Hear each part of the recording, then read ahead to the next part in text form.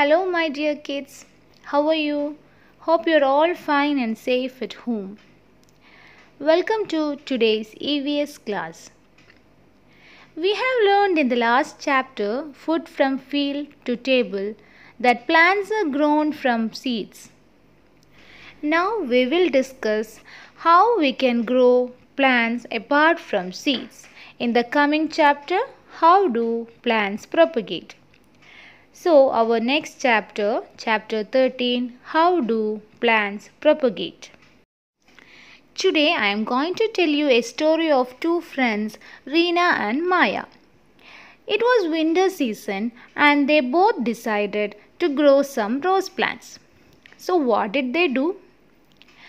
Well, Reena went and got some seeds to grow rose plants, whereas Maya went and got one rose plant.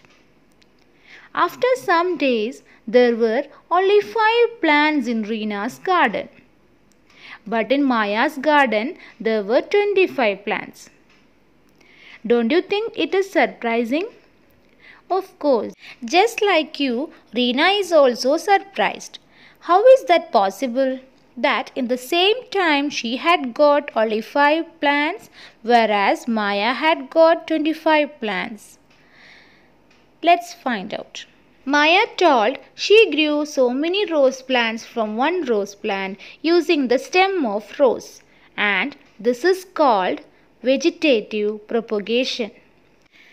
Vegetative propagation by stem. We saw that Maya got many rose plants from one plant.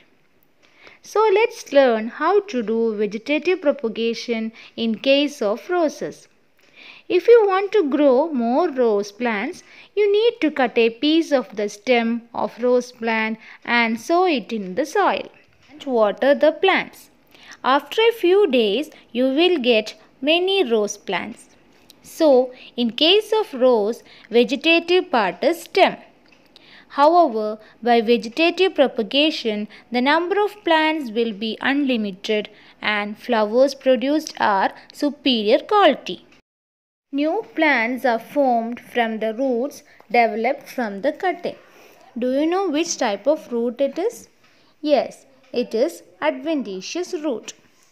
The new plant is formed from the adventitious roots developed from the cutting. What is vegetative propagation? Vegetative propagation is a method of plant reproduction that occurs in its leaves, roots, and stem. This method is more beneficial as it boosts the quality, yield, and disease resistance in plants and thereby plant products. Next, types of vegetative propagation. First one, artificial vegetative propagation, and second, natural vegetative propagation. We have already discussed about the artificial vegetative propagation of rose plant, that is in stem. Artificial vegetative propagation is a type of vegetative reproduction carried out by humans on the fields and laboratories. Some of the methods of artificial vegetative propagation are layering, cutting, grafting, tissue culture. Now we are going to learn about layering and cutting. First, layering. In this method, a lower branch of a plant is bent down close to the ground and covered with moist earth in such a way that its growing tip remains above the soil surface. After a few days, the covered portion of the stem usually produces adventitious roots. The rooted branch is then cut and grown as an independent plant.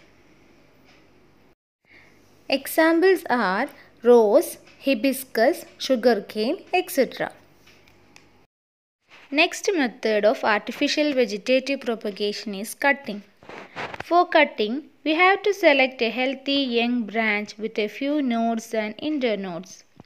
Then cut off the branch and remove most of its leaves. Now the cut end is stuck into some good moist soil. Look at the cutting after some days. we can see that it develops roots and grows into a new plant. Examples for artificial vegetative propagation by cutting are rose, sugarcane, pineapple, bougainvillea, etc.